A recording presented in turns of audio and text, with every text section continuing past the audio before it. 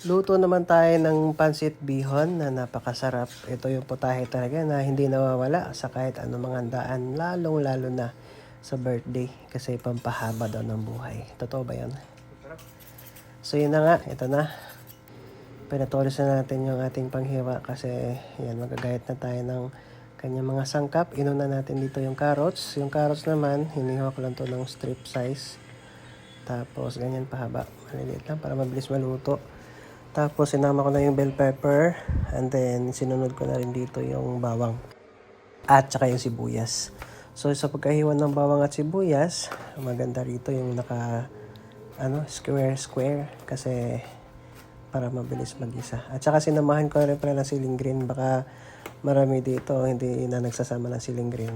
Wala naman talaga ito sana, pero gusto ko lang na may anghang. Kaya sinama ko na siya. And then dito yung sangkap na karne natin. So, manok ang ginamit ko. Yung mga may buto-buto para lumabas yung katas ng kanyang buto. So, dito na nga, nag-init na tayo ng kawali. Nilagyan ko na rin ng mantika. So, pag tingin mo mainit na yung mantika, so, simulan na tayo sa gisa-gisa. So, iuna mo muna yung sibuyas para hindi masunog if bawang ang iuuna mo, lalo na kung mainit yung mantika, no? And after na dyan na maluto yung sibuyas, ilunod mo na yung bawang. Pwede mo na rin isabay yung yung siling green para sakto yung pagkaluto nilang dalawa kasabay nung bawang. And then pag nagisa na ng maayos, lumabas na yung aroma, pwede mo na ilagay yung manok na pang sahog natin. Sa manok naman, yan, so kailangan mo lang din na masangkot siya ng maayos yan para mag-mix lahat ng aroma ng ating mga sangkap.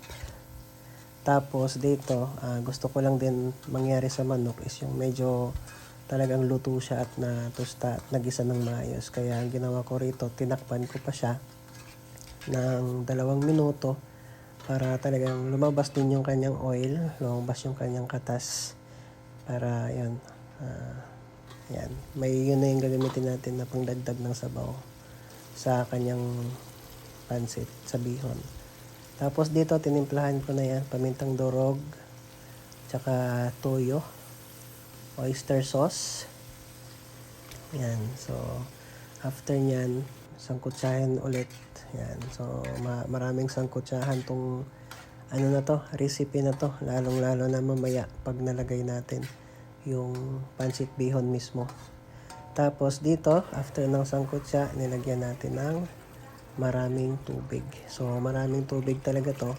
Kasi yung gagamitin natin na pansit bihon, yung yung dry, yung hindi talaga binabad. And yung kumulo na, nilagay na natin dito yung carrots. Isabay na rin natin sa pagkulo yan. Kasi kailangan pa nating maluto yan para pagka nalagay na yung pansit, pwede na magkasabay maluto. Tapos nilagyan ko pala ng patis para sa balance ng alat niya. And then dito, nung tinikman ko siya, so nakulangan ako sa alat, nilagyan ko pa ng asin. So pagka every time na naglalagay ako ng mga sangkap, so minimix ko yan. Dito naman, sa part na to, naglagay na tayo ng pansit bihon. So, ganyan yung pansit bihon natin. Hindi natin binabad para sakto yung sabaw niya. Yun na mismo yung magpapaano sa kanya. Magpapalambot. Tsaka yung sabaw na yan, kaya dinamihan natin. Kasi i-absorb pa niyan. Mamaya-maya nga is kulang pa yung tubig. Kaya dinagdagan pa natin yan.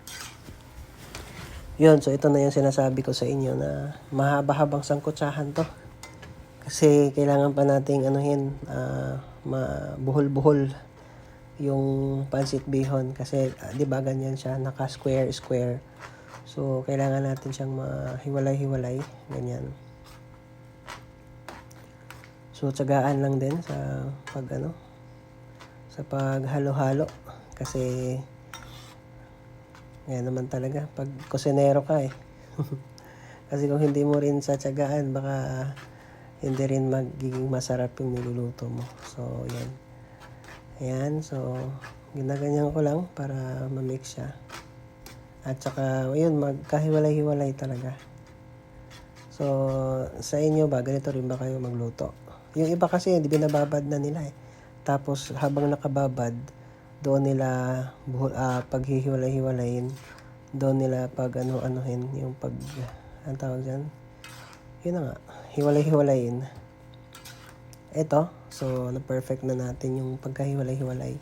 Ito yung sinabi kong nilagyan ko pa ng tubig kasi naiga siya, tapos hindi pa luto yung pansit bihon. So, tinakpan ko pa ulit yan para talaga ma-absorb niya ulit tsaka maluto. So, ito, luto na yung bihon natin. Pero tingin nyo, di ba, meron pang mga sabaw. So, wag kayong mag-alala kasi since bihon yung niluluto natin, hindi yan titigil na mag-absorb ng tubig ng sabaw. Kaya kahit marami pa yan, mauubos din. Tapos dito nilagay ko na rin yung natin, repolyo tsaka yung bell pepper. Tapos haluin ulit. Eto, saka muna talaga ilagay yung yung repolyo tsaka bell pepper kapag luto na talaga yung pansit mo. Para hindi siya malata yung ating mga gulay. No, lalong-lalo na yung repolyo kasi mabilis siya malabsa eh. Ayan, so mix mo lang yan. Ayan, kung titignan nyo, wala na yung sabaw, no? Tapos tinikman ko dito. So, nakulangan ako sa alat. Pero, may kasama kasi ako na hindi masyadong, maalat na tao. Kaya, hindi ko na dinagdagan. Yung nilagay ko pala is, sesame oil. Para dagdag lang sa aroma, sa bango. Ayan. So, kung titignan nyo, so halos wala lang talaga siyang sabaw. Ayan. So, maya-maya yan, wala na talaga yan. So, hindi siya nag-evaporate but inabsorb lang yung tubig, yung sabaw niya. Which is masarap kasi yung sabaw na yun, templado. Tapos inabsorb niya lang din. Kaya yung pansit mo talagang napakasarap. Napaka malasa. Kasi yung iba, binababad sa tubig na yung yung water na walang timpla. So, yung na-absorb niya, yung walang timpla din. So ito, yung na-absorb niya, yung talaga, yung timplado yung sabaw niya. So yun na nga, luto na. Ayan, no? So, syempre, masarap yan pag malakas ang kalamansi. Ito na guys. Subukan na natin. Ang bango. Dumagdag sa bango yung nilagay natin na sesame oil sa last. Ito, meron para tayong kalamansi. Pigayan natin.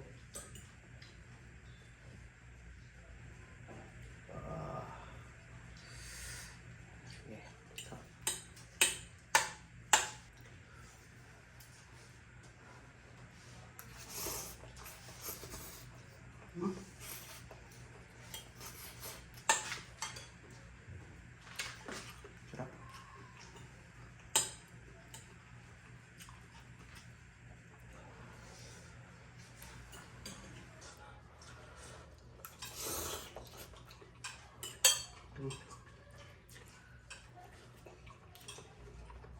Ang sarap.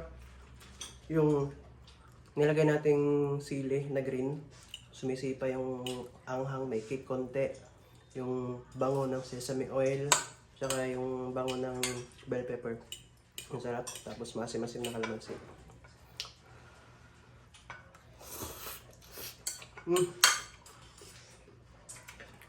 Sarap na. Kung ikaw medyo mahilig ka sa medyo maalat-alat, pwede mo lagyan ng konting toyo. Pero sa akin, okay na to. Last.